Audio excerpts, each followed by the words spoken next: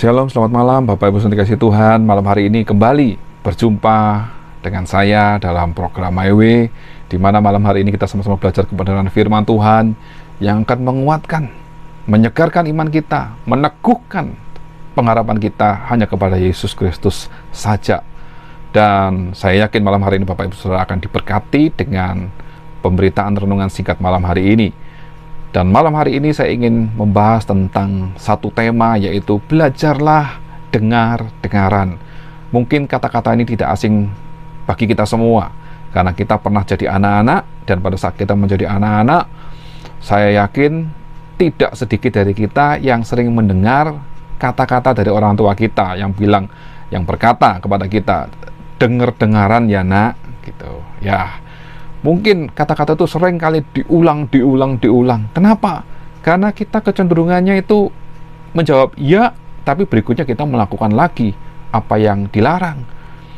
Saat ditegur, kita mungkin akan berkata iya kembali. Bahkan dengan keras, bukan cuma dengan kata-kata. Dengarkan ya nasihatnya, bukan hanya dengan kata-kata saja, tapi mungkin telinga kita dijewer juga. Nah, kenapa kok telinga kita dijewer? Karena orang mendengar tuh dengan telinga. Jadi kalau tidak dengar-dengaran, biasanya orang tua itu menjewer telinga kita dan bilang, ini telinga dipakai ya untuk mendengar, bukan cuma mendengar saja, dipikir lalu dilakukan. Nah, demikianlah dengan Allah kita. Allah kita pun juga ingin kita menjadi anak-anaknya yang selalu dengar-dengaran akan perintahnya. Nah, Ibrani 3 ayat 15. Tetapi apabila pernah dikatakan, pada hari ini jika kamu mendengar suaranya, janganlah keraskan hatimu seperti dalam kegeraman. Saya ulangi ya, Ibrani 3 ayat 15. Firman Tuhan berkata, tetapi apabila pernah dikatakan, pada hari ini jika kamu mendengar suaranya, janganlah keraskan hatimu seperti dalam kegeraman.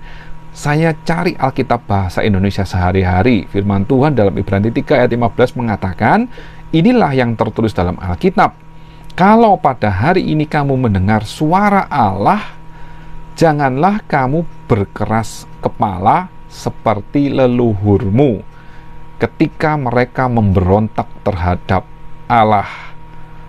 Ini kisah perjalanan bangsa Israel yang memang terkenal dikatakan adalah bangsa yang tegar tengkuk. Kenapa? Karena sering diberitahu, sering ditegur, sering dihajar oleh Tuhan, tetapi seringkali juga masih tetap melanggar. Sehingga firman datang kepada bangsa Israel dengan keras. Kalau mendengar suaranya, jangan keraskan hatimu seperti pada waktu dalam kegeraman atau pada waktu mereka memberontak terhadap Allah. Demikian juga dengan hidup kita. Hidup kita ini adalah hidup karena kasih karunia Allah. Kalau Tuhan berbicara kepada kita, jangan kita mengeraskan hati.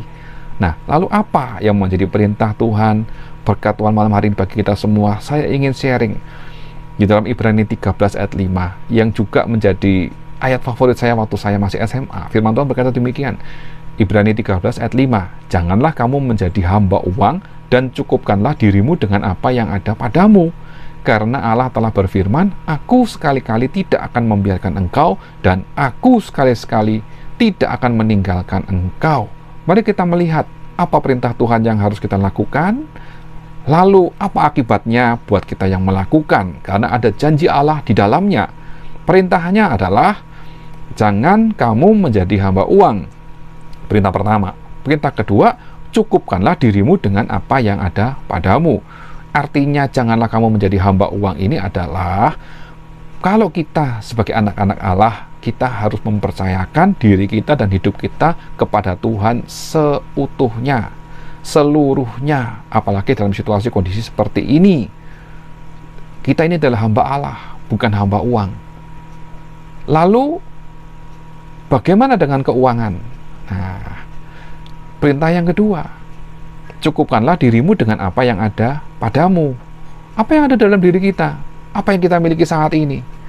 Seringkali manusia menjadi khawatir, takut, kecewa, karena dia fokus dengan apa yang dia perlukan, apa yang dia butuhkan dalam hidupnya. Lalu berdoa kepada Tuhan, Tuhan tidak menjawab, menjadi kecewa dan tawar hati, mulai menyalahkan Tuhan. Padahal Tuhan sudah berkata, perintah yang kedua, cukupkanlah dirimu dengan apa yang ada padamu. Artinya bersyukurlah dengan apa yang sekarang ada dalam hidupmu. Bersyukurlah karena engkau masih diizinkan Tuhan hidup dalam dunia, mendapat kesempatan untuk mengasihi Tuhan, untuk hidup, merasakan kasih karunia Tuhan, mendapatkan berkat anugerah yang ajaib dalam hidup kita ini. Kita bersyukur, mari kita bersyukur. Inilah bentuk mencukupkan diri dengan apa yang ada dalam hidup kita. Lalu apa yang Tuhan janjikan buat setiap kita yang mentaati dengan perintahnya? Janjinya adalah, aku sekali-kali tidak akan membiarkan engkau, dan aku sekali-kali tidak akan meninggalkan engkau.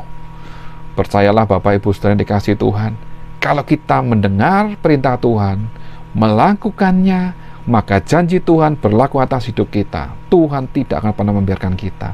Dia tidak akan meninggalkan kita. Penyertaannya sempurna, kasihnya sempurna, damai sejahtera dan sukacitanya berlimpah-limpah di dalam Yesus Kristus. Bahkan kuasa dan karya Roh Kudus akan terus bekerja di dalam hidupmu untuk engkau merasakan cukup di dalam hadirat Tuhan, untuk engkau merasa cukup sebagai anak-anak Allah, untuk engkau dan saya merasakan betapa bahagianya menjadi anak Tuhan, karena ada jaminan yang kekal, ada hidup yang berkemenangan, dan hidup yang dilalui tidak sendiri tetapi bersama dengan Roh Kudus.